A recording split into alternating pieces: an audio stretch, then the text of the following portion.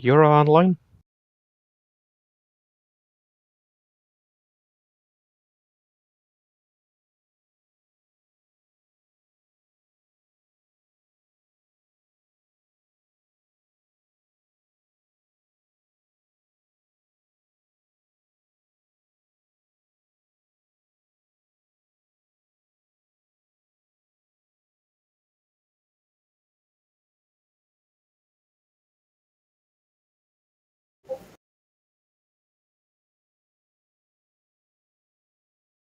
Hello.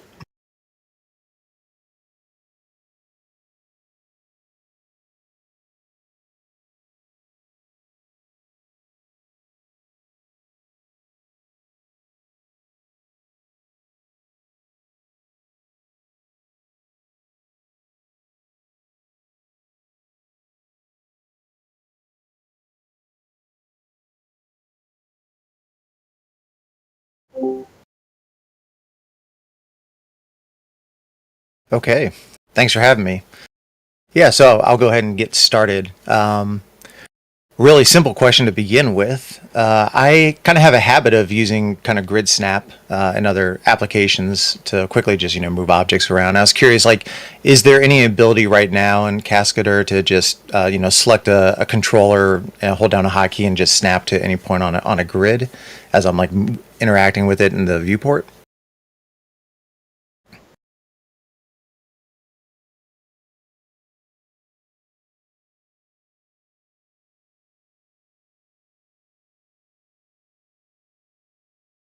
Uh, Sa Sasha, just a second. We don't hear you on YouTube.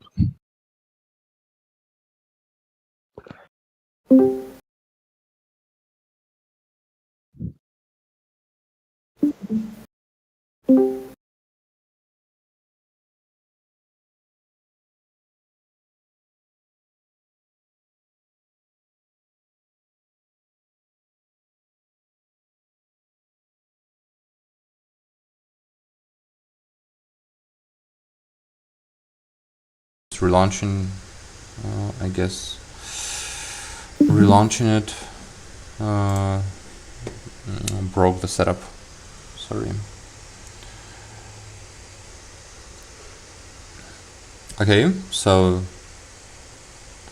now does it work? Just a second, I will check once again. Okay.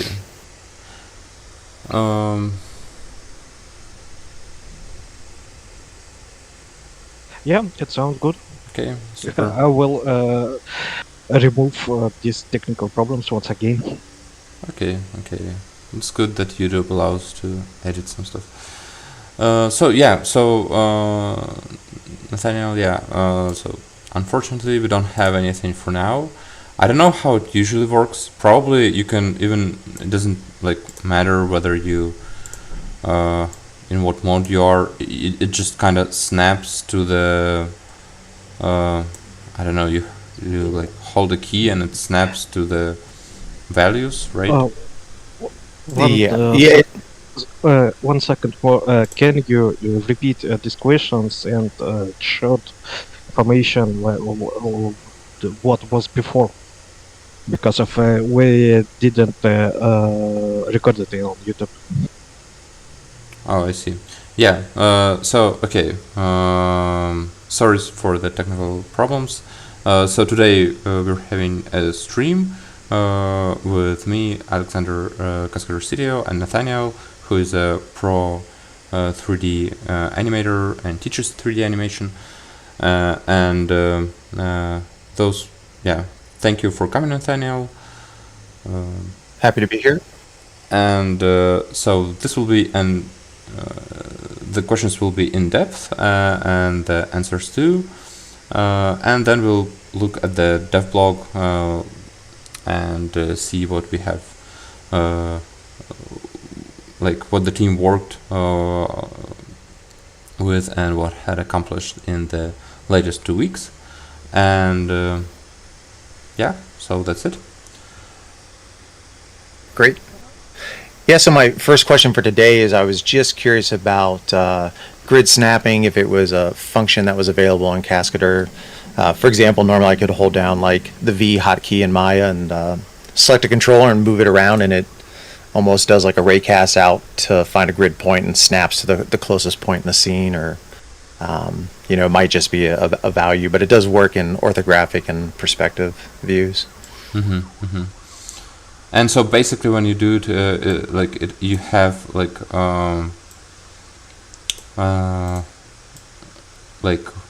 rounded values here, right? Yeah. Whatever the settings are for the grid itself. Mainly, I usually use it as a quick way just to get things back to the 0 point. If I have objects, I'll just quickly snap things.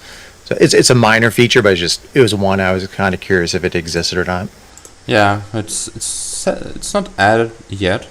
I mentioned it would be pretty easy, like to add it to just round the values, but to raycast and like record which one is closer, probably a bit harder, although still possible. Yeah, but definitely maybe we should at least add the one to round the values.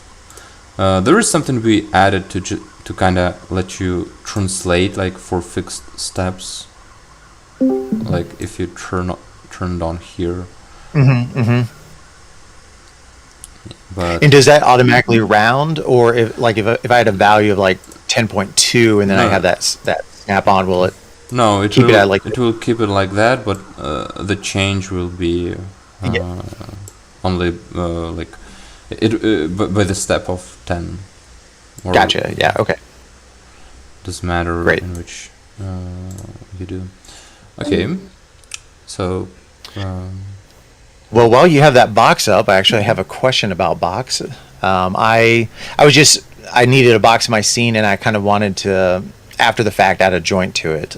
So I was kind of exploring the commands menu, and so what I attempted to do was when I went in, I noticed there were like kind of two options. There's one for adding a joint, and then there was under the rig additional menu, there was a add joint behavior. So I did that. I said to add joint behavior to the selected cube, and then from there I went in and it seemed like I wanted to see the controller for that, so I went into rig mode and created just a single joint and said generate rig. After that, I had the controller in the scene, but what I kind of noticed was if I translated the joint around, it almost seemed like it had a dual translation. Or if I rotated it, it almost seemed to rotate at a different rate. It didn't feel like it was 100% influenced by the joint. And I wasn't exactly sure. In general, what would be your approach if you wanted to stick a joint into something after the fact? Was my approach correct, or is there a better way to take something that doesn't have a joint into it just for a simple primitive and give it some type of controller? Yeah, I think that okay, so probably it was better to add a joint and child the box to it. So what happened here actually is that it's a bit of an overlay of the systems. So you had the for example, right now I have the mesh object, and so before I added joint to it, it worked correctly because it's just a mesh, and here it's getting a bit technical because this mesh is not, I think, skinned to any joint. But or rather it's kind of it's not skinned to any joint, and it's just the model matrix. Understand what's happening. It's just the model matrix that is changing for the mesh object.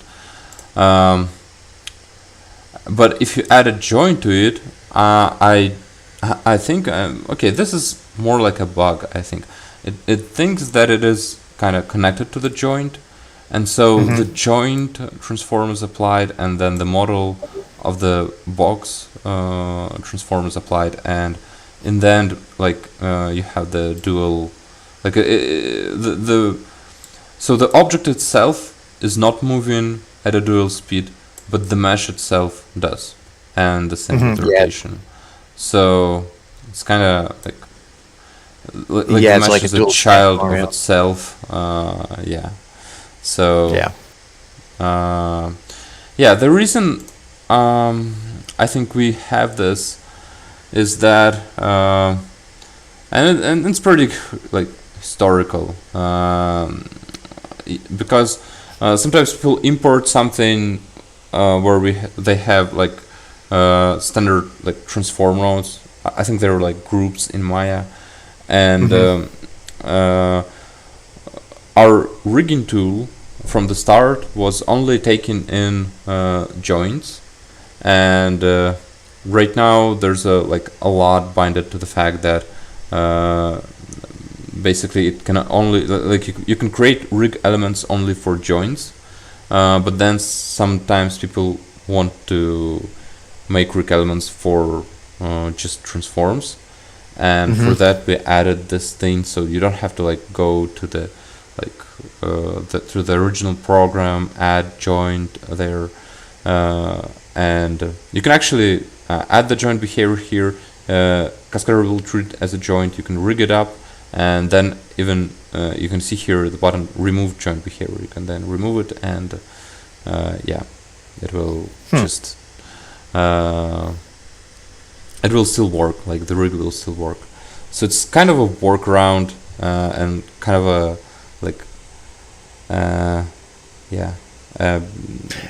very, very special case. It makes a lot of sense what you're saying. The idea of you have a group or something in Maya as a transform, and it's maybe nested in a hierarchy, or riggers do all types of things, right? So I gotcha.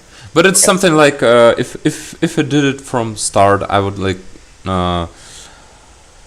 I wouldn't limit ourselves only to joint, but because it is pretty pretty much everywhere right now, and because number of times it was reported was not very high, so it seems like most programs they export joints, where joints are the things you want to rig. But as you said, you can go custom, and just as a fast workaround, this was added, and it kind of stayed. So I hope that sometime we will find more time to kind of redo it, but for now it's like this. Yeah, that makes a lot of sense. My thought in general when I looked at the commands menu as a whole is, there are definitely things in there like change namespace I could see being pretty useful, but I kind of almost picture it as like a menu that has a lot of edge case or just very obscure functionality that you might do, not something you would probably access on a daily basis. I don't know if that's a fair assumption, but that's kind of my way of viewing it when I kind of look through the menu options. Less uncommon features are just simplified into some commands. But I was also kind of curious, while we're on the topic of the command menu, some of the other ones I was interested that I saw popping out to me inside of that were things like the commands for constraint point, constraint transform, and set additional parent. Would you be able to explain those a little bit, or demonstrate those, and talk about those cases? Or when you say constraint point, are we literally talking about in Maya we have parent constraints, point constraints? Is this your form of your constraint system, or is it something different, simple commands, some special trick, or? Just wanted to first address about the menu. Certainly, it's a bit of a lot of functions together. Actually, that's because this menu is the menu where all the scripts is added. So all the stuff that you see here is basically Python files that lay in a folder, and anybody can actually add a script here, and and right now you can't add scripts to any other menus, so that's why they maybe we could actually change that, but yeah, probably in the future we do have a plan to be able to add scripts and put them somewhere like on a shelf where you can access them from a toolbar, but probably as for example as you have in Maya, but I think also as you can in Unity, you can extend I think any menu and I'll actually create new menus. I think that would be awesome if we added that too in future, so we could kind of sort them, because as you said, there are like change namespace, animation reverse. These are really helpful functions. And then we have like okay, this one, these two are probably mine own. These are just some custom scripts I have to make in Discord for someone. But we have like fixed scene, which is very custom. It kind of fixes very old scenes, and yeah, export to DAS. Like maybe it can be moved here, and then we have like run tests, which is not very useful for people, and yeah, we have go to default pause. So probably these three, go to default pause, change namespace, and animation reverse, kind of could be like could have its own menu because they're like really functional. So yeah. Okay, so yeah, about the constraints, or sorry, did you want to? Yeah, like those stood out to me. The constraint points, constraint transforms. At some point this past week, when I was kind of experimenting with more interactions of just objects in the scene, I kind of wanted to essentially have like a parent constraint, so I could like take my character and animate another object to have it move. And I wasn't quite sure if that functionality was in place yet, or if that was the like set additional parent. I was just like, there's a little murky water for me as far as understanding how to execute and like use those commands properly. Yeah, sure. So let me just demonstrate a bit. So these are like constraints, basically pretty much the classical constraints you have. So for example, if I child mesh object 1 to mesh object 0, now if I rotate mesh object 0, mesh object 1 will like behave as a child. But suppose I wanna like constrain mesh object 1 to mesh object 2, and I don't want to change the hierarchy, or I want it to be constrained only like at some part of the timeline. Then you can use these constraints. Here I just want to say that they are kind of like a pretty basic implementation. So again, we plan a lot of improvement here in the future, but because this functionality sometimes is really needed and it's really hard without it, I just created this like as a something in between of like an alpha version and like a test that actually everything works. So I can press set constraint, and I have to select the parent object, and I will set mesh object 2 as the parent. And now I have this object constraint mesh object 1 here, childed to mesh object 1. And I can set it active on frame. It's active, and actually, because we don't have right now like functions that allow us to like settings that will have different values on different intervals, I used Shift R, which usually in the model is used to turn on and off physics for our point controllers. I used them to kind of activate and deactivate the constraints. So if I press Shift R, here you will see a dot, and that means like fixation is active. Actually, it's called fixation. Okay. And now if I rotate this mesh object 2, you will see mesh object 1 will also rotate. And if I press Alt R here, and let me just interpolate. Okay, let me try to have a good example of it. Suppose I suppose I do this and fix the trajectory, and now if I rotate this mesh object 2, this object will rotate. Okay, so it's sometimes hard to make a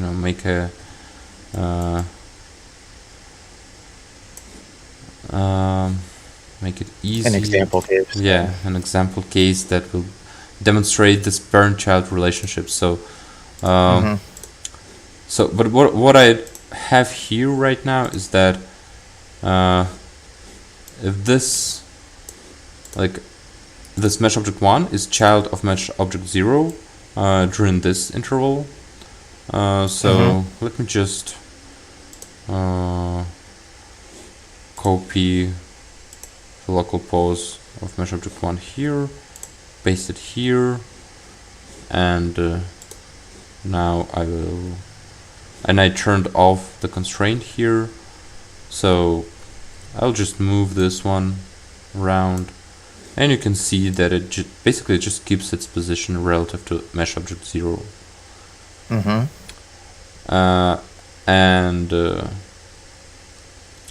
Now let me just copy the positions of these two objects to this frame, and what I would expect is that it kind of stays the same. Oh damn, it behaves pretty badly here. But you can see that it actually doesn't, and that's because it's shielded to constraint to this object here. Although, behaving this way is not something I expected. So it has the same one here and here. Let me turn this on. Oh, but I have this object moving. Let me just turn on linear so it won't move. So if I turn off now, sorry if it's a messy example, but I turned.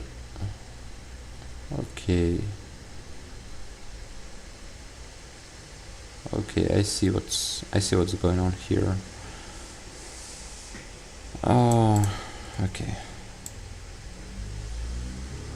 Doesn't work quite as expected.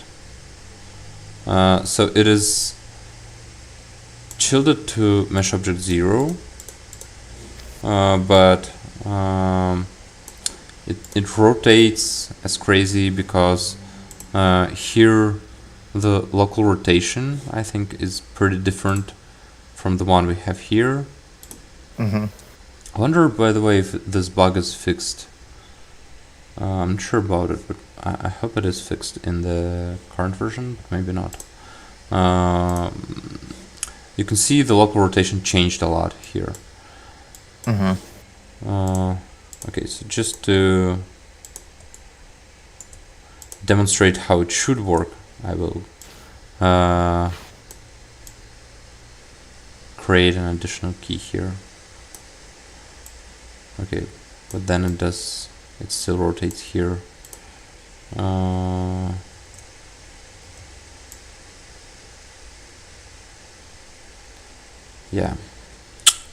Sorry, that I wonder if people actually used it a lot, but you can use this constraint, but yeah, it seems like the interpolation doesn't work well, at least in the old version. I'll check it if it works in the new one. Sorry. The intention here is that if it's just a child of this object, then because it has the same local coordinates, it just behaves as a child. But here it is constrained already to this mesh object 2, and so even though it has the same position here and here, and its parent is keeping stable, it doesn't care about its parent. So if I actually rotate its parent a lot here, what would happen here if I rotate the parent? Like it will. Okay, I still have to turn this off. So suppose I rotate the parent and return him back to where he was. Still, the trajectory kind of changed, so it's not a line anymore because the parent is actually rotating while you while it goes from one point to another. Yeah, so in short, like even though there's clearly some bug or issue going on, the main takeaways I'm having from this is the constraint transform would be similar to like a parent constraint in, let's say, Maya, and you're able to select that constraint object, go into its settings, activate it and deactivate it, and you do that not only on the keyframe, but you can also specify that in the interpolation between the keys if the constraint is active. So I think for me at least, it totally makes sense what the tool, how it should be functioning, even though obviously the demo's got some bug or something. So that's good to know. I wouldn't have thought about the idea of, I probably would have like activated it on a key, not understanding I also need to activate it on like the interpolation. So yeah. And then, so in that case, if the constraint transform, that's obviously influencing or should be influencing the position rotation. What exactly does that set additional parent command do? Because my assumption was maybe that was originally like the parent constraint. So. Okay, yeah, I see. But actually, this additional parent, it's just it's a bit of a different thing. So here in Cascadeur, you use a lot, like by double clicking, you select all the hierarchy below, and okay, I hope I won't lie here right now because I actually don't remember very well. But this additional parent thing, right now, usually you don't press this command. So it's again, it's a bit of a historical thing. Okay. So right now, already in the rig, you have this additional parents. Okay, let me just find this one.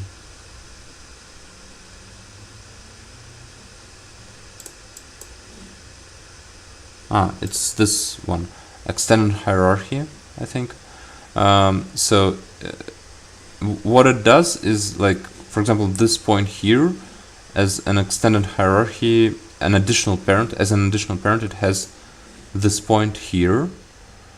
And that, I think, allows it to, when I double click on this point, it selects the whole part of the arm.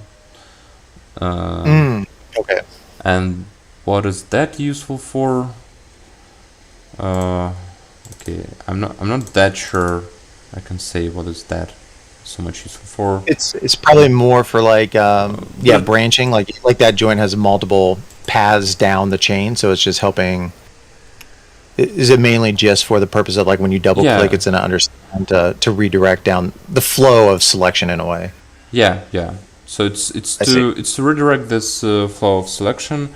Maybe it also, I think it's mainly for that because, and I think also you have an option by pressing Ctrl and double click, selecting everything up to the root of the hierarchy, and again it kind of I think it uses this info on additional parents to do that. Okay. Yeah, but mostly this is already integrated into the rig, and I think this function was added just before we integrated it into the rig to kind of test it, whether this works or not, because Okay. it was a request. that actually leads me directly into, and I think you probably just answered it. When I was going through your documentation, you had in the help documentation under rig structures, there was a section about rig elements and point controllers, and it specifically was mentioning the extended hierarchy. Maybe that was that the behavior, and then it was talking about the enable parent and additional parent, and I specifically was wondering what those enable and parent and additional parent meant. So I feel like you actually just answered the question about additional parent. I'm curious what that means to say enable parent. Yeah, it basically. Suppose I kind of moved this sword away from the hand, and I don't want it to be selected when I double click, and this can be changed by going here and okay, how is it called? Extended hierarchy, I think. And by the way, I think in the new version we added this extended hierarchy. It is not hidden by default because it's something you actually have to use. So you can switch off here the enable parent, and now it still turns out. I think we have to. How does that work?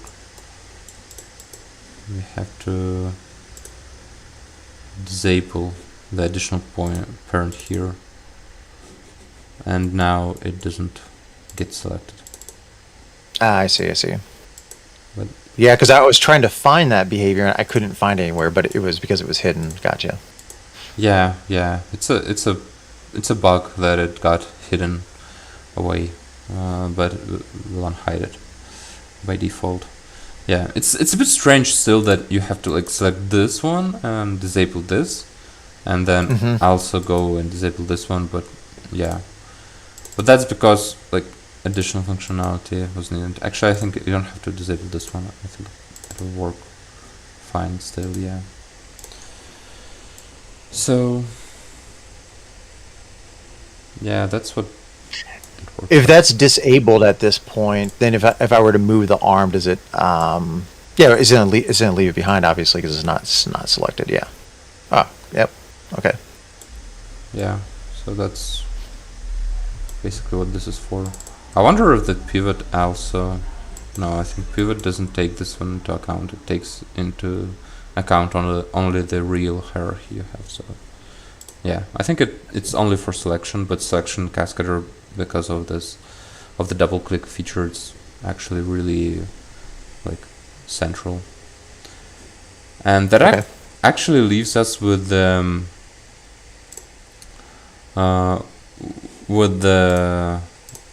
constraint points that I didn't answer yet. So let me just try. So this one is basically for constraining points to a transform.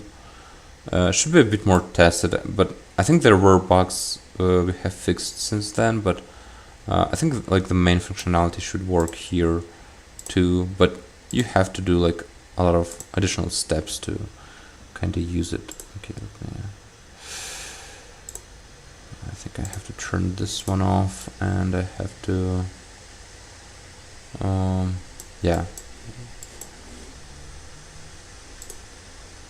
fix positions, and now I have to select the correct points, which is also not that easy. It's actually easier to just deselect the unneeded points, and those are the points on the base of the hinge connections, and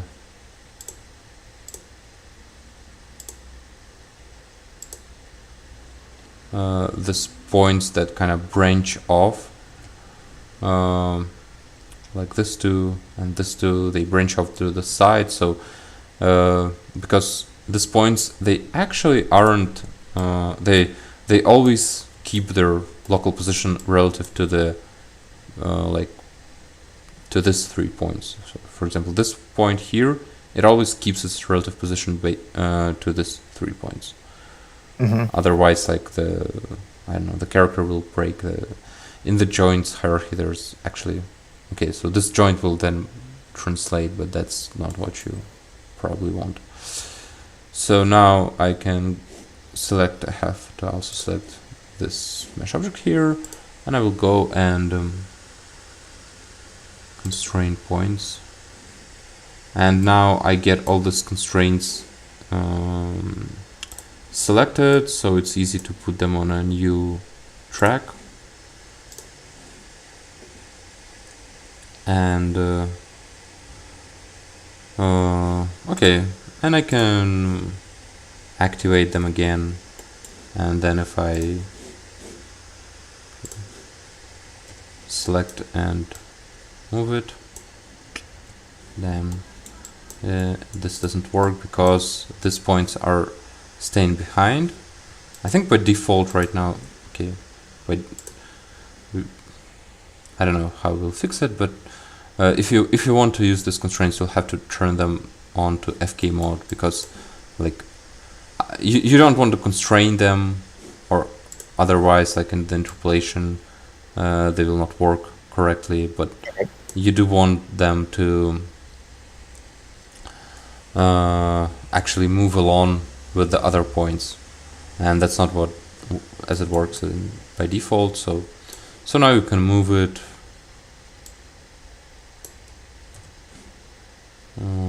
For example, here, and you can rotate it.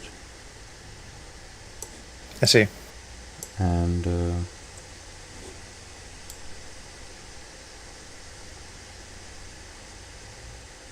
okay. Yeah, but I didn't turn it on, obviously. So now it will work as intended. Gotcha. And yeah, and you can actually like put keys here and edit the pose.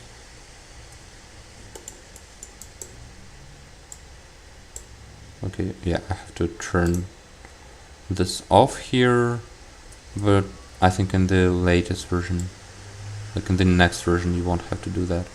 You can just edit and it will work. And you can see it will kind of like, it will interpolate the hand like in the relative to the coordinate system of the root controller. Okay. So this is probably like helpful if you have, if you want to do, for example, like a lot of spins for the character, then this one is this is helpful. Or by the way, I think in the example scene you've sent, so potentially this is something you could do also. Mm-hmm. Yeah, I was going to say that almost seems to lead. A lot of my questions are leading right into next questions based off your answers. Yeah. Okay. That makes a lot of sense. Yeah. So one of the things I was kind of trying to explore in more depth this past week was really trying to do something. Like I said, I was focused on like, let me interact with objects in the scene, and let me explore the angular momentum settings in a little more depth. And so one thing I wanted to do was, like you guys have an example file of someone grabbing a pole and doing a flip off of it. And I thought, well, I'm going to do something similar, but I'm going to kind of try to actually have my character be, I even have another scene where the pole is quite large, so the character's pivot point would be quite far from the pivot point of the box, let's say. But in this example, I was just curious if and actually you don't have the file, but I have a longer file where I have him on the pole and he's gaining momentum, so he's swinging back and forth. And I was really curious to see what was the interpolation going to do, because while I could select the pivot point of the pole for, creating poses for him, like swinging in one direction, then maybe 180 the other way, I was curious to see what those arcs would do, and they were not like super clean arcs, and that's why I was starting to wonder, well, if this was another application, I would probably constrain it to that object and spin, rotate that object, so I got really nice arcs going back and forth. So based off of what you just demonstrated, as far as those points being constrained to an object, that would maybe be the route you would go in this case. If let's say I had this pole, I would maybe point constrain those controllers of the character to that, and then I could rotate that to get nice arcs. Would that be accurate? Yeah. So you can do that, and then you can switch that off. Oh, okay. So did I close it? Oh no. Here. So then you can kind of switch it off, like, and then it will interpolate like already in the global space. Okay. Here it doesn't like change much because of it, but.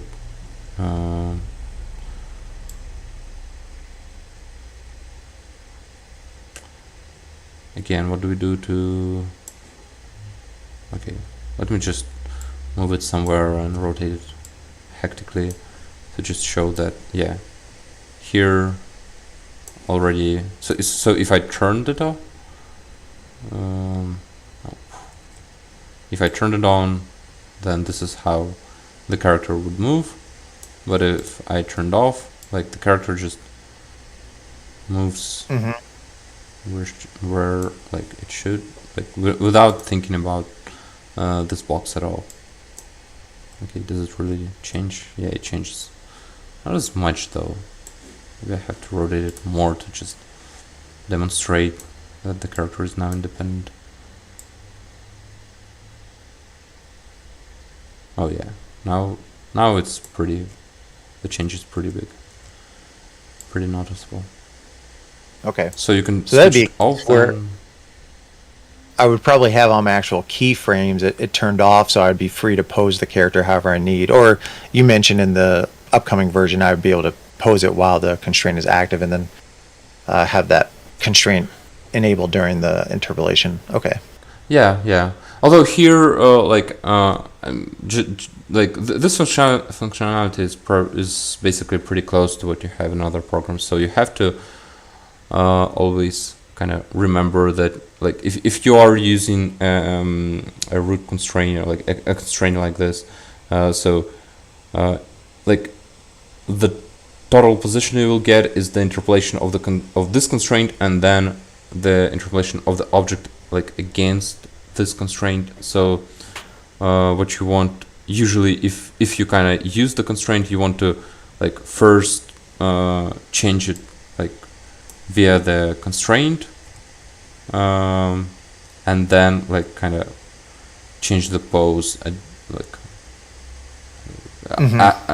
make some additional changes to the pose, because if you kind of rotate it when it's binded to the constraint, okay, suppose it like kind of allows you to rotate it, but you will rotate it, and then you will have this combination of the rotation of the root and the rotation of the object to the root, and it will be pretty hard to control. But I think it works like the same way in other programs. At least technically, I don't know. Technically, it should.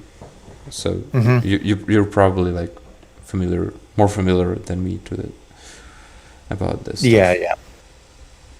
Yeah, that makes sense. Although I don't know if yeah, maybe that's not true. Maybe there are some hacks that I don't know about, but I think the one thing here is that that the key takeaway for this at least. So actually, let me ask you this. You showed the constraint transforms and you showed constrained points. If this was like, once again, because I'm in Maya a lot, I refer a lot to like my workflows in Maya, but what I would maybe do for the characters, I would have a top level parent that represents that entire rig structure, and I would probably just do a constrained transform from that top level parent to that other object, versus constraining each individual controller point to that object. So would that work in Cascadeur as well? If there's like a top level parent to the entire rig, can I just do a constrained transform between that and your plane to get the spinning? Or is it more beneficial to do through the constrained points? Yeah, but it's more like if we would implement like a top controller object for the rig, then we will do it. We will do it like as something like in this constraint points, something like the constraint points work right now. But as we don't have it, and so basically all of these points interpolate in their kind of in their own way. That's why you have to bind all of them to it. But I don't know, in Maya, for example, if you have like pole vectors, you still have to bind them separately if they are not like constrained to the space of, for example, the hand or. Yeah. But Well, in the rigs I build, I usually have quite a few layers. I might have like the local space of the character, and then the pole vectors may be a level above that, so they can kind of function independently. And then there might be a parent above that then allows me to, within maybe the local space of the entire character, like you can stack those things up. But yeah. So it obviously depends on the rig and how it's set up, depending on what you need to do in that case. But yeah, if the pole vectors were not nested at some level, yeah, you're right, you'd have to constrain those as well to have them follow along. Yeah. So what we might add like in the future is this kind of object that represents like the translate of the whole character. Although that is kind of making definitely all this constraining and parenting, it makes like the entry barrier a bit larger, but maybe that could be an option. Like you click an option and then you have this root like object controlling thing like by default after you generate the rig. So you can use, for simple examples, you can use it like this, and for examples like you have here, you can child this like root object, like the character controller object. You can just child it to the object here and rotate the object on the pole. Yeah. So I didn't mean to interrupt. Should I continue, or did you have more to say? Continue. Yeah, that's all. So I do want to ask some questions coming up about that example file you have, which is just kind of like one little section of me just blocking and just doing a test. So the spin interpolation example you have. But before we get to that, because most of my questions going forward are related to that, I'm going to back up. I had one question earlier. So the ability to define IKFK and interpolation makes a lot of sense to me. I'm still a little fuzzy of what the benefit is of defining an actual keyframe as IK versus FK. It seemed like from the documentation it had more to do with maybe copying and pasting poses if you're mixing. But could you explain what is the benefit of defining an actual keyframe as IK versus FK? Yeah, sure. Like what does that get me? Basically, it means the same as in interpolation. Like from like a technical perspective, and yeah, I think it's okay if we go a bit technical here. What do you have like in the interpolation process in Cascadeur? The interpolation process is a bit like baking everything in Maya. So our interpolation actually calculates all the data you have, like for the whole timeline, and that actually allows for stuff like here. You can see that. Okay, again, maybe it's not the best example, but you can see the flow is pretty. Like you don't have any jumps here where you interpolate the character against this root controller, and here where they already the points interpolate in global space, and that's because actually like we're smoothing the velocities, the tangents. I don't know what they're usually called in Maya. Basically, we're smoothing the tangents between the phase with the constraint between the data that gets interpolated in the constraint phase and the data that gets interpolated here in the global space. Okay. yeah, and so it kind of okay. So okay, probably that was a bit of a distraction, but yeah. Here, what we have. There's like a little of an explanation of one of the reasons why we do have this process of interpolating and calculating everything, and so when you interpolate like the in FK, you interpolate the FK data, that like, how are you situated based to your parent, and on the IK2. And in the keys, it's pretty much the same. So it basically means that here in this key, what we conserve, what we use to calculate all the other stuff is either the FK data or the IK data. It is a bit easier probably to show it on an example where we copy paste stuff around. So for example, if I just move the character and rotate him, and if I have this for my head, for example, I have a key. Okay, let me just turn on interpolation here and then set a key here. And if it's an IK key, then if I move this key around, it will turn the head as it was turned like here. I don't know if that is... Yeah, it's keeping the global space of it, orientation. Yeah. So this, okay, so yeah, it's probably easier to show if I copy the key. And so if I turn on, turn it to be an FK key, and copy it, it won't change because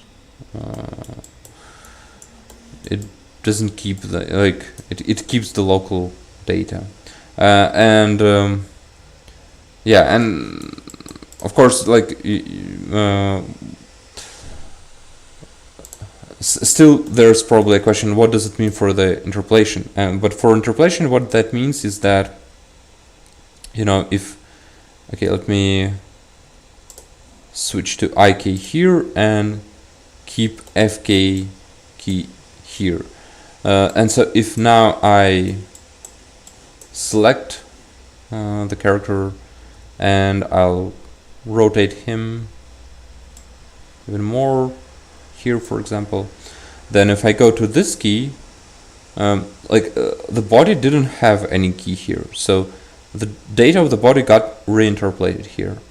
But the head does keep its position, and it keeps its position as FK. Okay, probably it will be more obvious if I just rotate the head a bit. And now if I rotate the whole character here, and I go here, you can see that the head turned, it's still facing upward, but it turned with the body. But here, okay, it's not as obvious because I don't. This key have an extreme pose. Yeah, but this key it's just kind of. It was much closer to the start, so let me just put another key here. Let me Control Z this.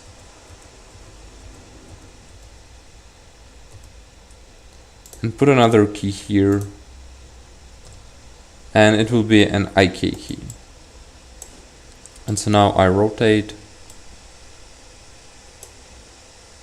and while here it rotated with the body, here you can see that it kept its position, its global rotation, and the body rotated, but the head stayed the same. I don't know if that... Okay. Yeah. I think because my workflow right now has really been I haven't done much as far as like mixing between the tracks. Like there have been times like maybe I've added some keys on the arms or legs, but inevitably I kind of go back and set a whole keys on all the tracks. So like, would it be fair to say like in my workflow right now, I've been really just trying to leverage, auto pose for everything, just get all my base poses down without interpolation. I'm not really having any mixture of like keys on some tracks, not on others so far, not much. So if I'm in that workflow of just, bam, on every keyframe, the whole body's keyed, I feel like if I'm understanding you correctly, I probably would never see really the results of what that IK versus FK does. Unless, of course, like you were demonstrating earlier, like your initial example was you move the pose in the middle of the interpolation, and that impacted it. Or in this case, where some of the tracks have keys and some don't, then that matters. Is that fair to say? Like if my character across the board, every track has a key on it, I'm probably not going to really see or understand that there's a difference. But it's really when you start mixing. Yeah, certainly. That's when it comes into play, and I think the way you demonstrated there makes a lot of sense for me, at least as far as what that difference actually is.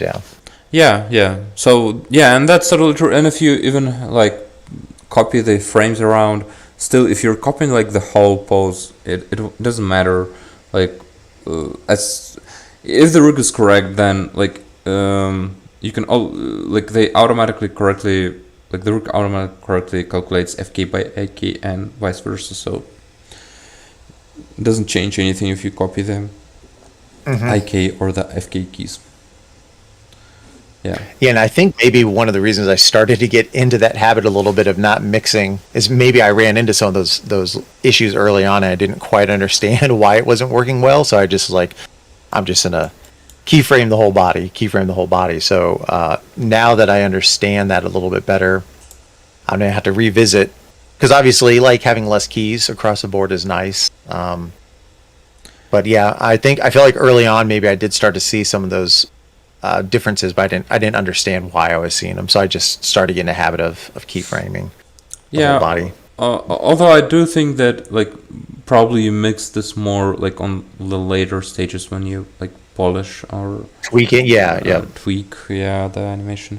One thing I wanted just to add that is different in the I think it I'm not sure we will get this done by the next version, but what we do plan is right now the rule in which how when you set the keys, they get the FK on the FK on the key based if it was FK on the interval, and we're gonna change that and kind of get this from the like closest left key to the left in this track, because like if you have an FK interpolation doesn't mean you want to FK keys, and right now it kind of produces the FK keys when you don't want them.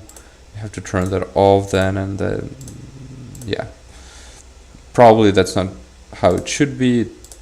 It gets you like some additional stuff when you don't want it. So we plan to change it, and just when you add a key, if it has, and by the way, for Alt R it works this way. So if you put a key, doesn't mean you have this fixed here.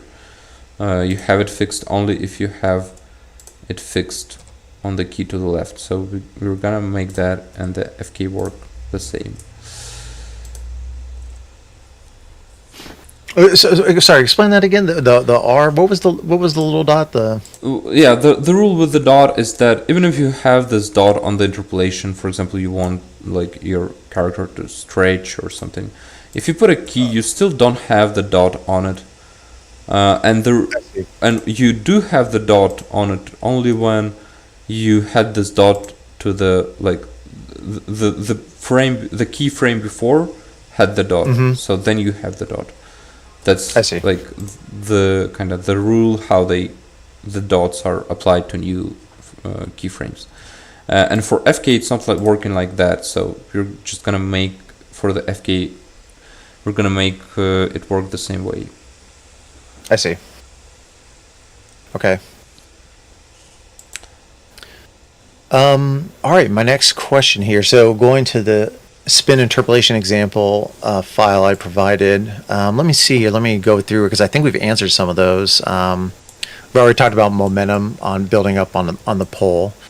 One thing I noticed is, as I was once I had interpolation enabled and I turned on the visualizer for seeing the angular momentum, I noticed that as I was playing around, sometimes the line that goes from essentially the center of the body out to the inner arrow, sometimes it seemed to be in front of the character. Sometimes that black line was behind the character.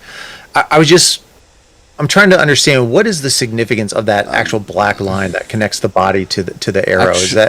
Actually, I wasn't sure. I think that matters myself. As you sent me the list of the questions, I asked about it.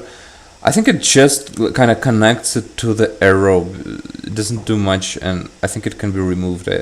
Looks like an unneeded thing. One more thing that is strange is that this arrow should be on this, actually on this circle, but for some reason it's not. I'm not pretty sure if we fixed it. To be honest, this kind of this tools get a bit more obsolete. I think we will fix them.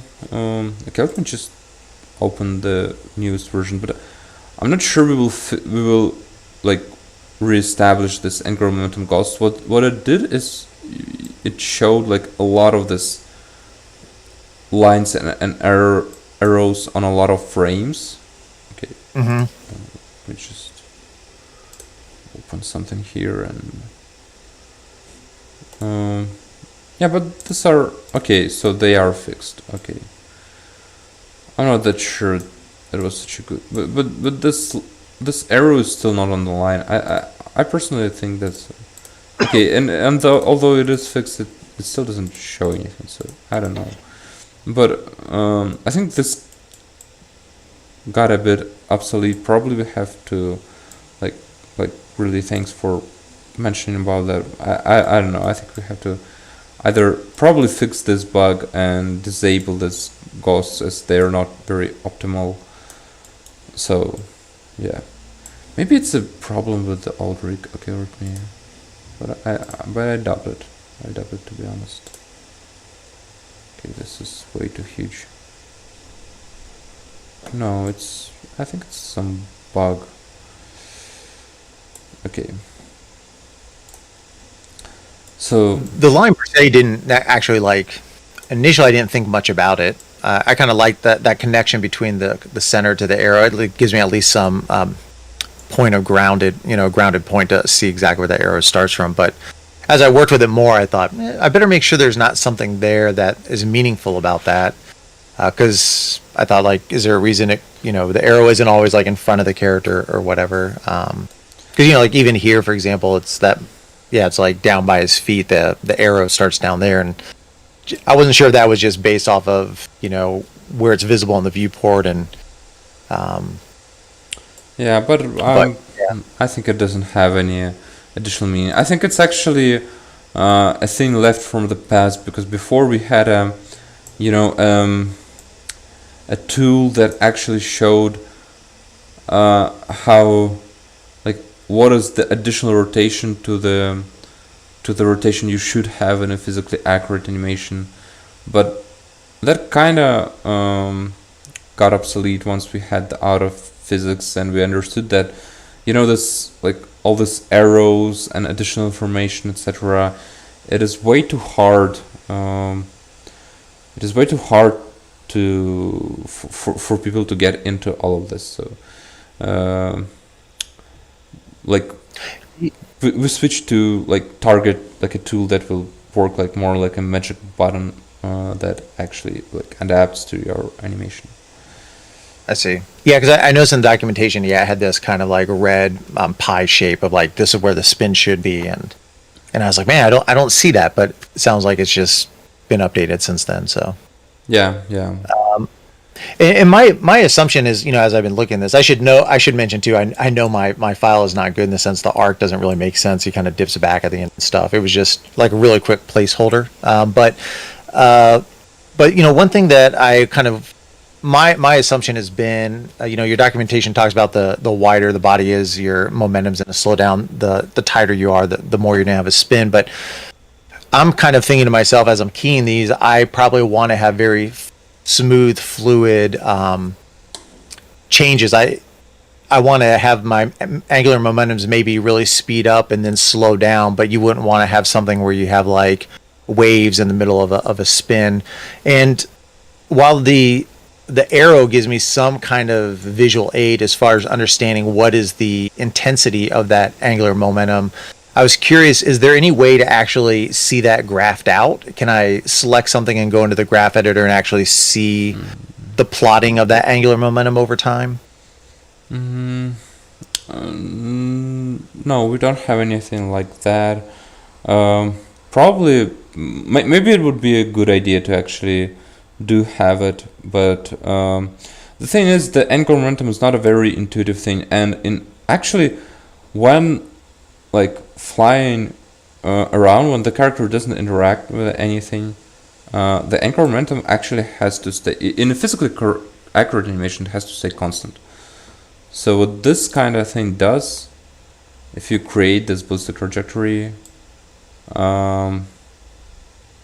it will, well, obviously okay, let me just it makes the character go via a ballistic. That's one thing. But another thing we have here is we could activate this ballistic ghosts, and they kind of show, like, if we snap to the ghosts, then you can see that the length of this arrow is constant. So while it's in air, the length should be constant. Yeah. Is that what you said? Okay, yeah. So you shouldn't see like a speed up, slow down of the arrow itself. Yeah, mm-hmm. but the speed of rotation is not does not only depend on the length of the arrow, and that's what this tool actually wanted to visualize, is that if you have the length of the arrow constant, but if your character is grouped together, mm-hmm.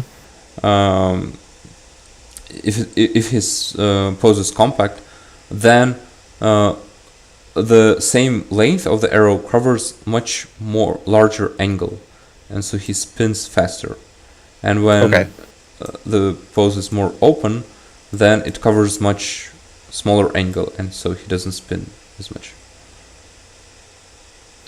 I see. So you are actually looking at like the length of the arrow. I was almost kind of visualizing more like an angle, not so much actually the arc length of that. Mm-hmm. Arrow itself. This was like the idea that we visualized the angular momentum is like the length of the arrow, and the moment of inertia is like the radius of the circle, which at this, like, basically we actually even had it like calculated in some way, like if you take all the mass of the character and like distribute it in a circle, then like how much the circle will be, and then we multiply that by like some amount, and then we like get this radius of the moment of inertia. So and so the arrow is going in this circle, so it kind of with this visualization we try to like make it more obvious why it spins faster when it's compact and slower when the pose is more open. I see.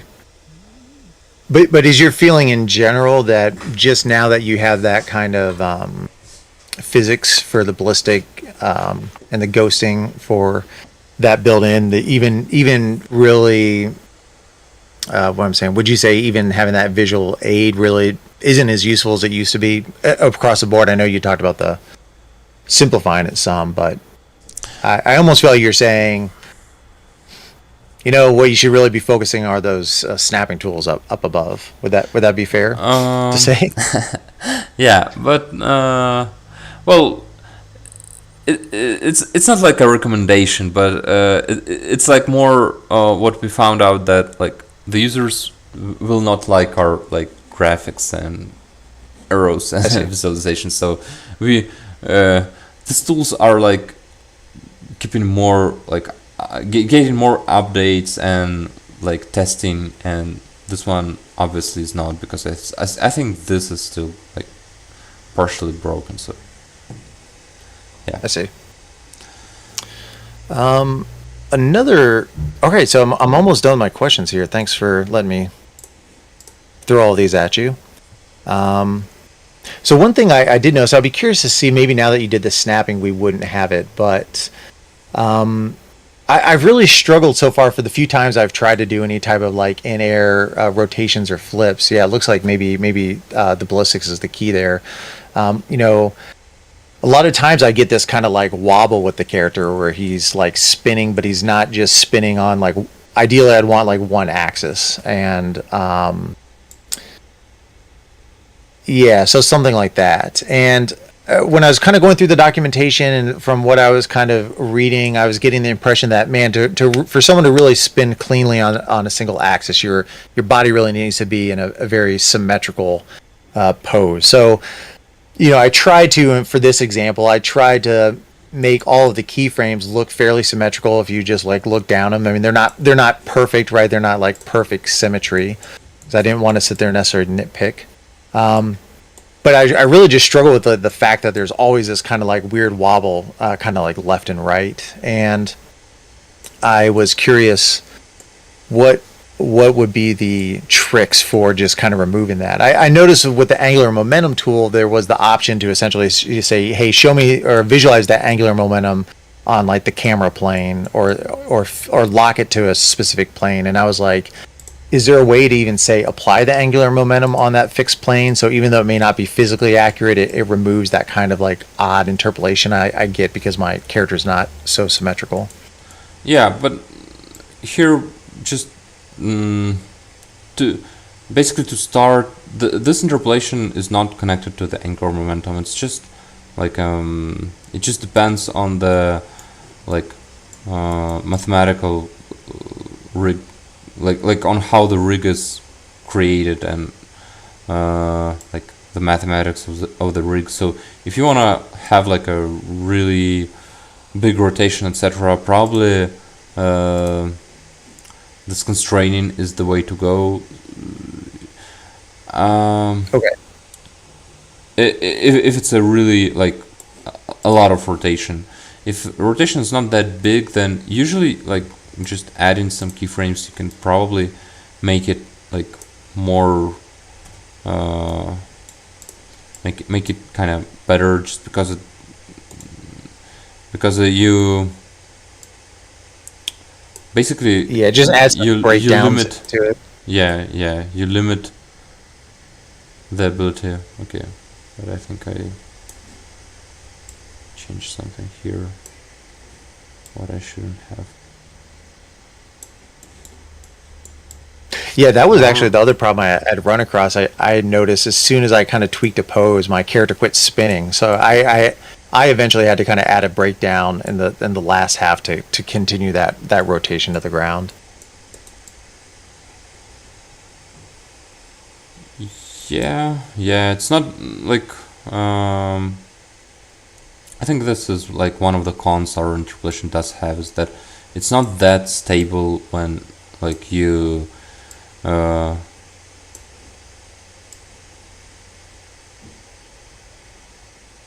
when you're adding some like keys.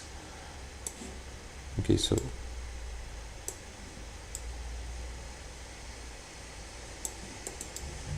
it's a bit of an open question why it's not that stable here. So it doesn't wanna so adding a key here kind of change the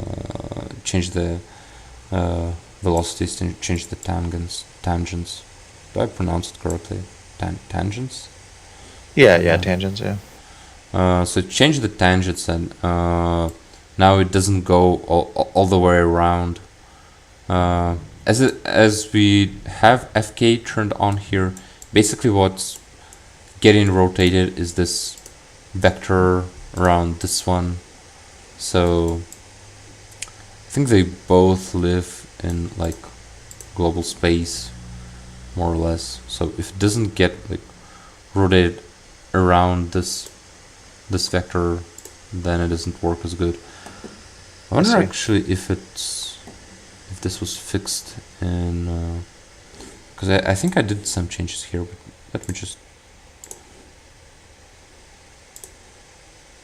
okay,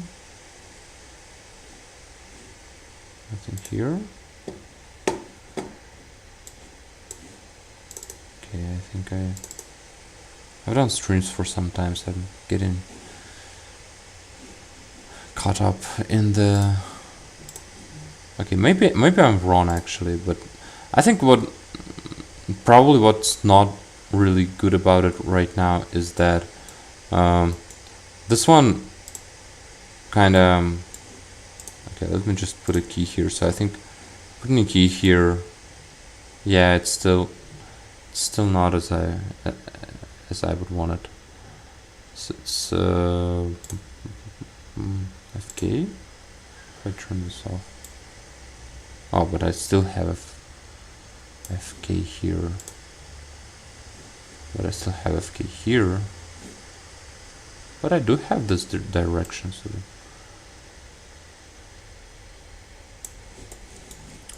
it doesn't really want to go. Oh, okay, I see. Probably it's the other way around. So if I rotate it here,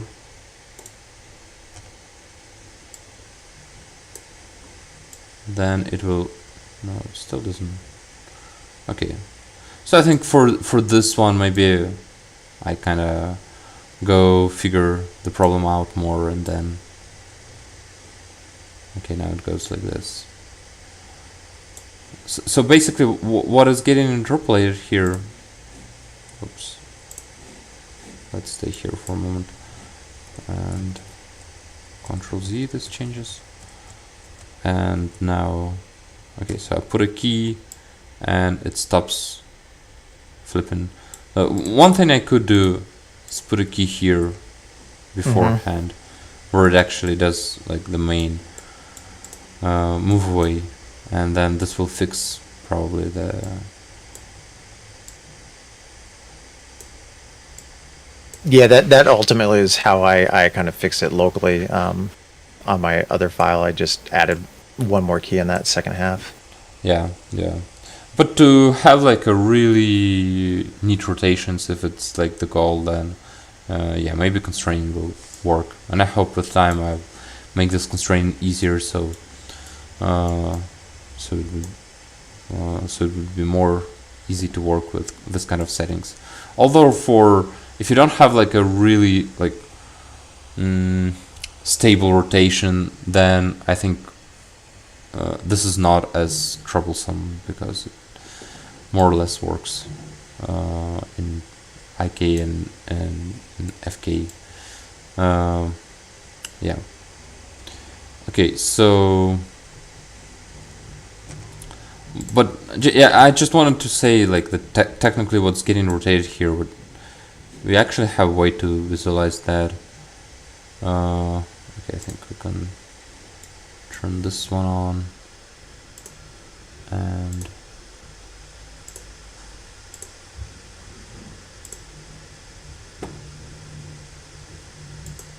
what's getting rotated is this vector that points to this point from this pelvis point. Okay, how do I so yeah, this is the vector that is basically being interpolated, and okay, I kind of have too much info here right now, and so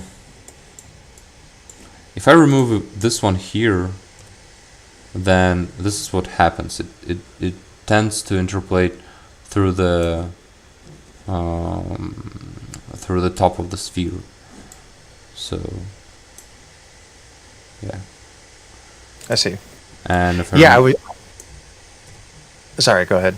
Yeah, just that if I remove this one here, then it interpolates like downwards.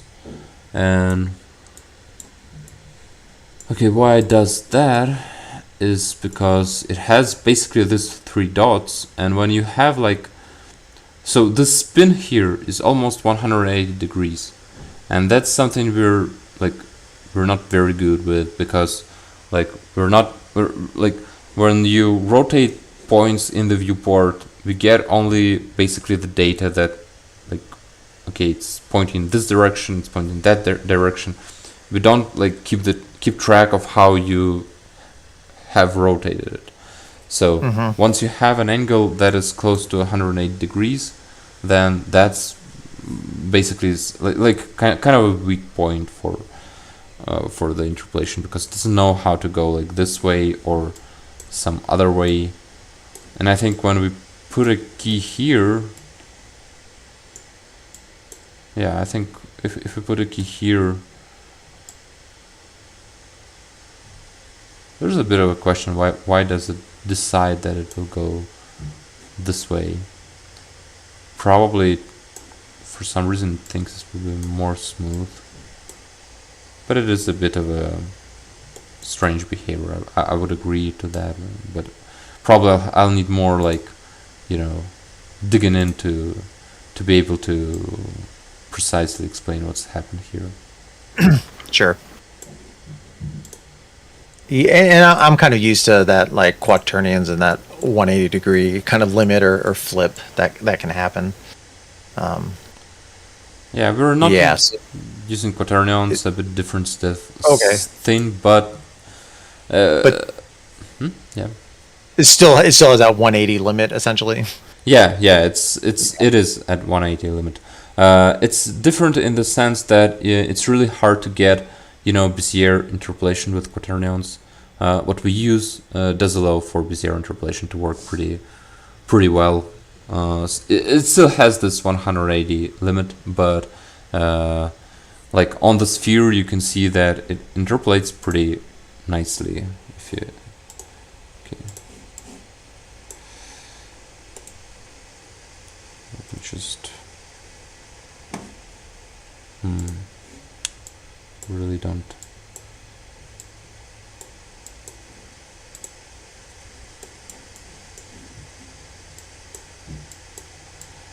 Too many points to keep it nice. But okay. So it does give, like, a non-linear interpolation. Okay. Maybe I could select this point here and keep track with the camera. So you can see that, like, here we kind of, I just turned on this keep track on the object, keep track with the camera of the object, so we can kind of see how it goes around. I don't know if what's visualized right now is pretty obvious, but Nathaniel? Yeah, I think it makes sense. Yeah. Like this is like oh, by the way, I'm showing the wrong axis. I should show this one. Yeah, I was showing the wrong axis. I have to show this one.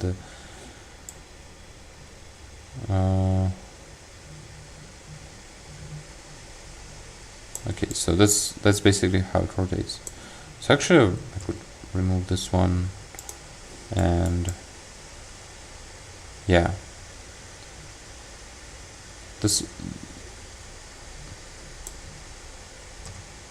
I messed up with it too much, but let me just put a key again here. And okay, this is how it changes. It's still okay. Never mind. I think we can Sure. move on Yeah. a bit. Well, actually, that's actually the end of all my questions, and I got a lot of great information from you. So thank you on that. Yeah, thank you for asking. Hope it was okay. Yeah. You know, I didn't like rehearse for the questions, so maybe the examples are pretty pretty hectic. Okay, just wanna again do this, like reopen the file, because I was actually looking at the wrong axis. I understand right now, but let me just select this one again and show the rotational trajectory, and this time select the correct axis.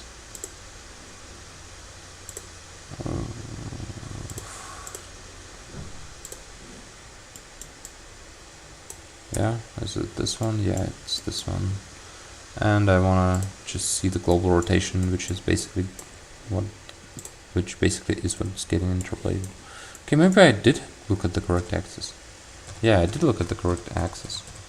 So okay, this is a mystery for me why it kind of flips it, but yeah, it's definitely the 180 degrees. And if I put my key at least here, I think it will stop doing that. Yeah. Okay. Okay, so everything was correct. Sorry. No worries. Well, thanks. That's it for me. Okay. Super. Then I think we can go on for the Devlog part.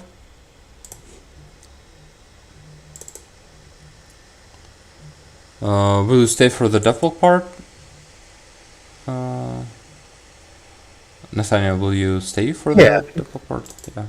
If you'd like me to, sure. Yeah. Yeah, I definitely want to see. That would be awesome, and I'll really try to go like pretty fast so we don't get stuck too much here. Okay, so on the UI side, yeah, so it was just a small error that when you had this or an error in the viewport, if you click on it, it didn't go to the tab of the event log. Now it goes there. Okay, this was an internal. I think I kind of skipped the internal stuff, internal bug. So now this one is that if you add this composition sequence images and then export video, before they got exported with it, now they don't. Now this is just a bug after we introduced this layout, how when you change like the size, the objects inside the container moved inside the UI container. Okay, again, this was an internal bug. It worked. It works in the early access. Okay, this one actually was reported in the Discord, I think, and that's what I think it was recorded before, but we didn't find enough time to fix it. But right now we did fix it. So when you press Ctrl+T and drag the animation beyond the timeline, you could drag it away, and now it is limited by the end of the screen. Okay, here this constraints that you kind of can bind to joins what we did today, although these constraints are a bit different. They're pretty custom for some specific task, but they got visualized like the joins as if like this joints actually had like a child that pointed to the 0 point, and so yeah, that was fixed.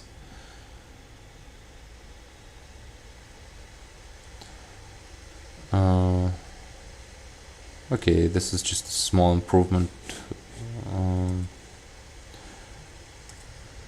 There were problems with selecting branches in hierarchy when you have several objects selected, so you want all the hierarchies for these objects to get selected. I think this wasn't working in early access too. Yeah, I added a setting for the twin machine to a setting that is similar to this one here. So when you edit something in an interpolation frame, what is the behavior? Does it kind of fix this interval to not be interpolated? Does it ignore it, or does it set a key?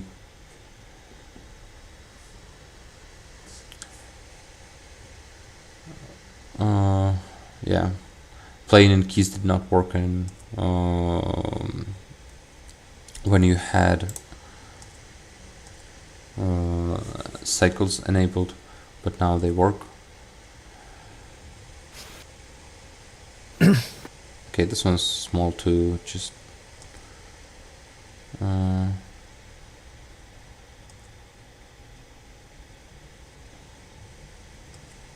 this is just the default setting,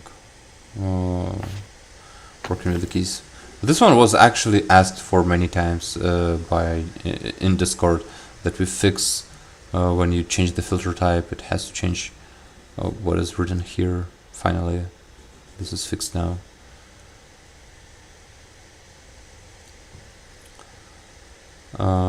Okay, yeah, and here it's just sometimes you kind of look at this button and understand it like we turn auto pausing on and off.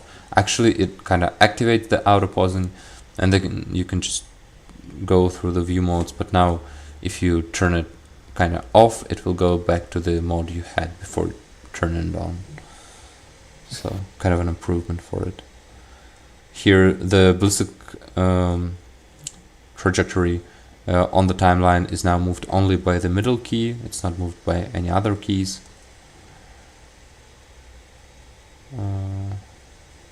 Okay, so that's a small improvement in the buttons of the ghost keyframes, well, ghost keys.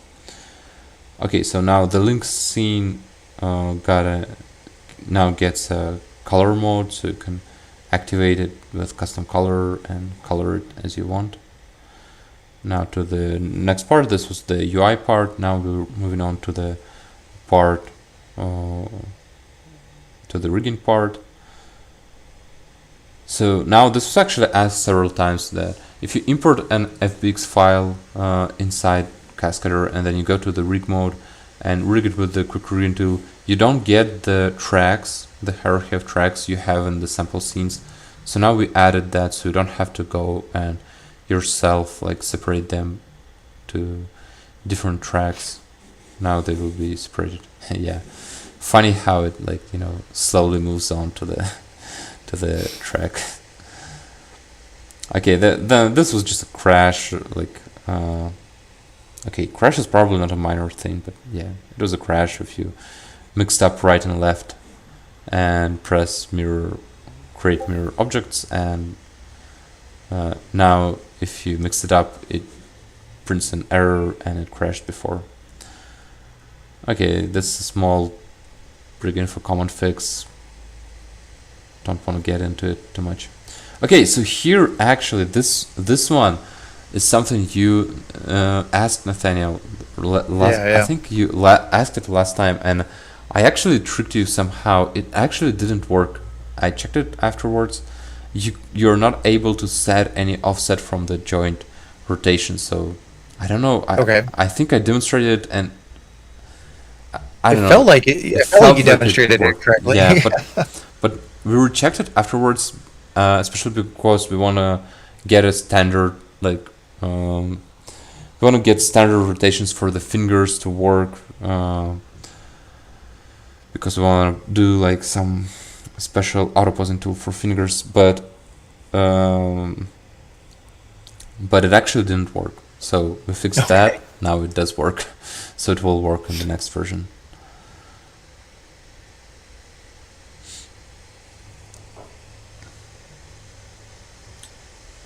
Okay, now here's the demonstration that it does work and the coordinate system actually shifted. Okay, now we have this rigging helper tips, and now we have a final tip to generate the rig or get to the documentation.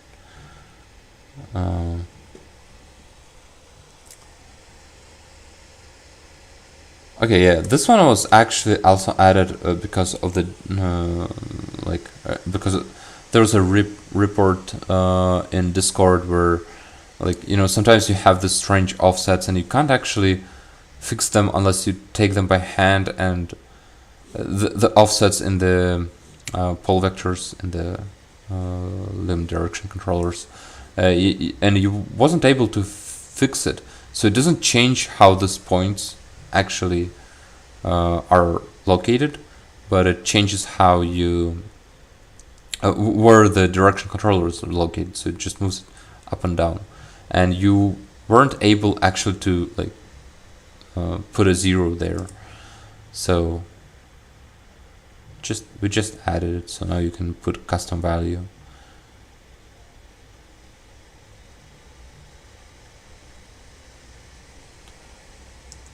Yeah, if you had some in the path, if you had some non-Latin words, then rigging to plates were not loaded.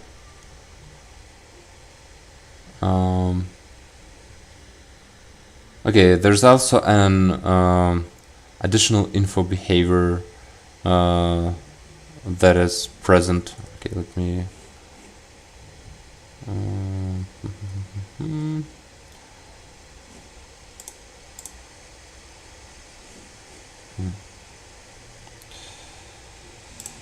it's pretty hard to switch from this video. So yeah, this additional info behavior, it was by default in the behavior in the property editor. Now it's only when you turn this show hidden behaviors. Okay. Are we?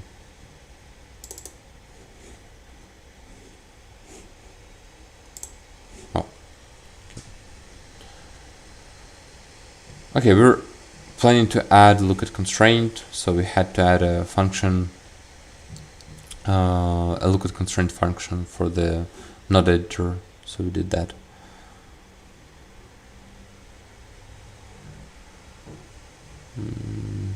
Fix some default values for the physics. Now this max distance is better, but okay, that's a minor thing. Also added color customization for the points, so now you can press use color and select the color. Add a new quick ribbon to plates for renderment and character creator.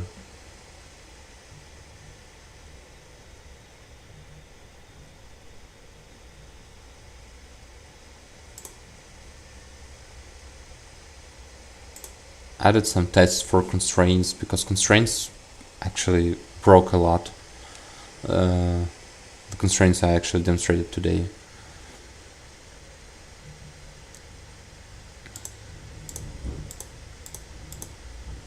Okay, let me just jump through them.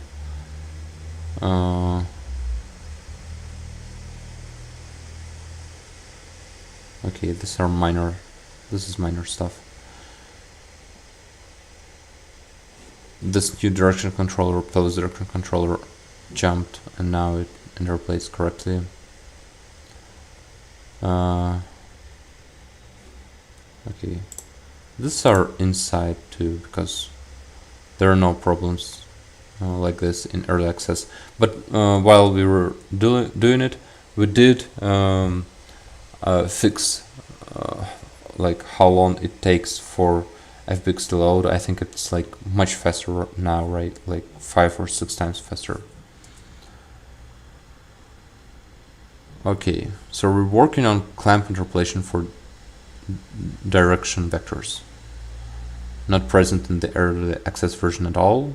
We added it didn't work ideal, so we're adding it, fixing some bugs. For example, if you have FK and IK close together, then FK kind of changes the tangents in the IK, and now it doesn't. Like the limitations of the clamp interpolation have higher priority than getting everything smooth with the other interval with the FK interpolation.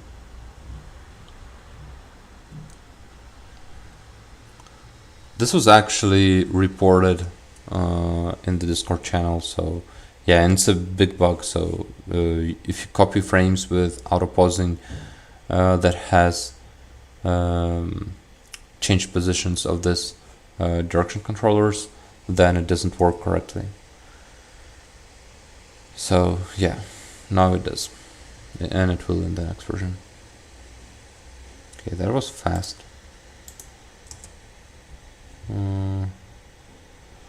Okay, so this is kind of an internal issue. I think it is present in some way in early access version, but as almost nothing has this manipulator locker, it's not visible. Okay, so this one is a pretty interesting feature. So we added finally a feature where we have cycled animation with offset. So for example, you create this cycle and now you extend it, and the character will move forward. Nice. Okay. So physics. What we're planning to do for the next version, and it's actually getting ready for the release version, is working on making all this autophysics, like we're improving the autophysics itself. But what we understood that a lot of times something goes wrong with autophysics, and it's really hard to understand what part of the tool messes the stuff up. So what we plan to do is this like on-off switchers, where you can kind of switch everything off and like turn them on one by one and understand like what is causing the trouble. Is it the smoothing of the angular momentum? Is it the use of geometry constraints, etc., etc.? So also what we did is this button here for the for the ghost of the physically accurate character. If you turn it off, the character will like have basically zero offset from the main model, so you can see how different is the autophysics version from your original animation. And you can turn it back on and you don't have to change these offsets. Before you had to kind of go put zero here everywhere and then put something back on when you want to change it or drag it with the manipulator. Now you can just turn it on off and see like the difference in details.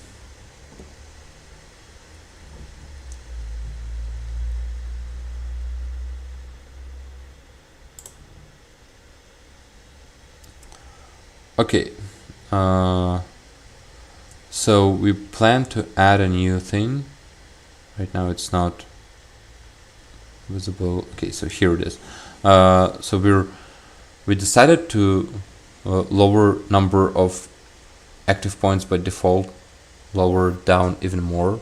So we want to predict the pelvis and neck, which kind of controlling the distance between them can be kind of hard, and then you have to put them and set, like if you just move like the legs and the arms, you just want to put these guys in such a way that like they're pretty close to everyone.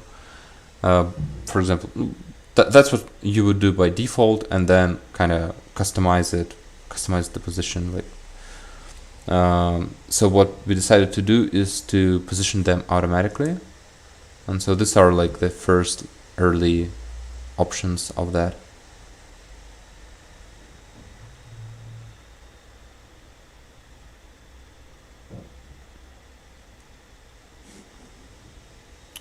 It actually got like more, it was harder to do than we expected.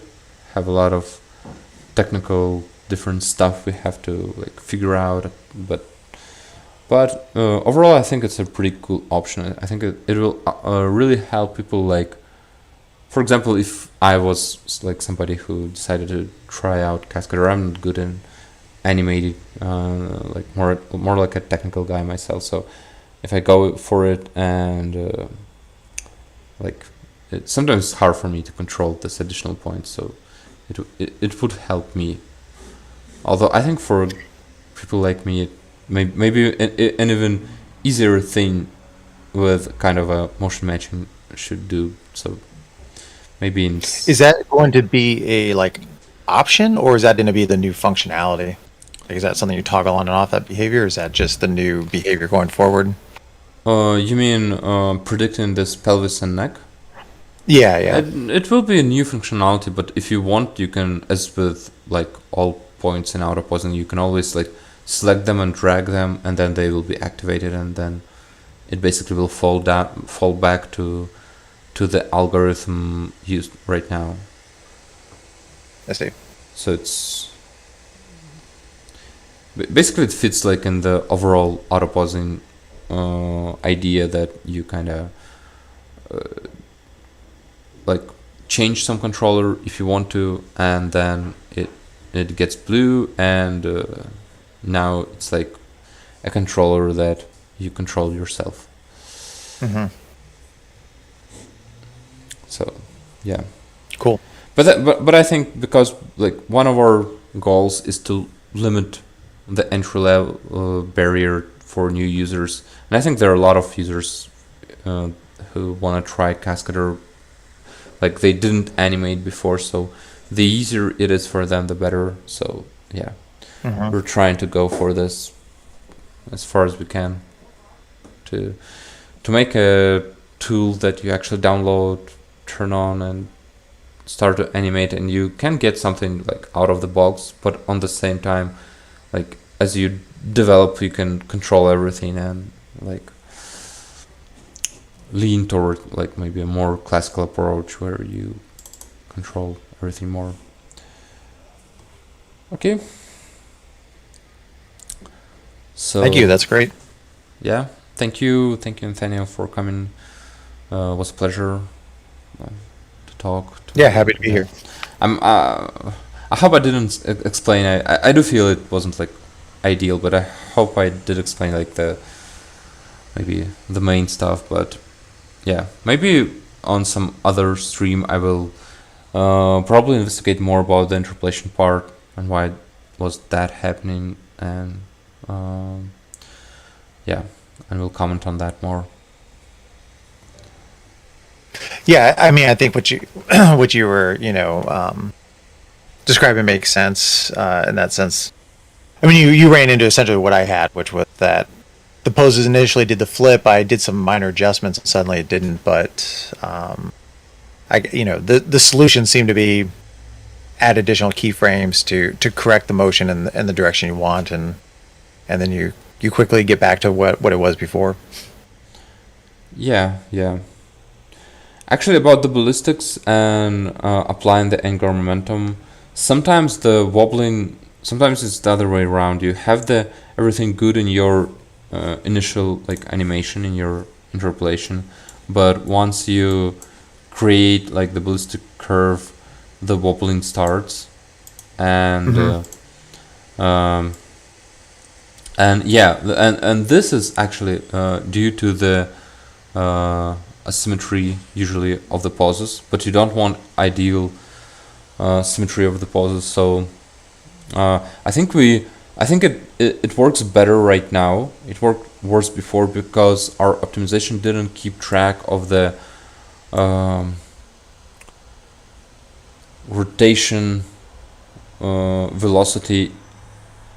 I think probably of rotation speed and like the vector around which the rotation is happening in this frame, and now we keep track of it, and it works better overall. But unless we allow to change the poses of the character for the physics tool, which we're working right now, but I doubt it will get even in the release version because it's pretty early stage. Unless you let it change the poses, it won't like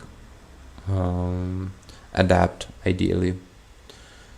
Yeah, but in your scene, interestingly, like physics, the other, because probably they were really symmetrical, physics did everything like physics actually made the rotation really smooth. Yeah, and now that you mention it, I think one of the very first things I did when I started exploring the application was have a flip, but he was very not symmetrical. It was like 45 degrees off, and like it seemed like it was going, but as soon as I tried that ballistic snap, like you said, it added this like spiral to the whole thing.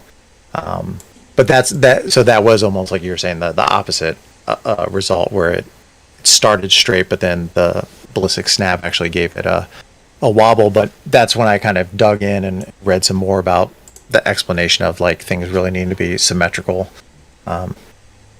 So yeah, for example, here if I change it to more like a bit more symmetry, it's still pretty symmetrical, but it does change a bit.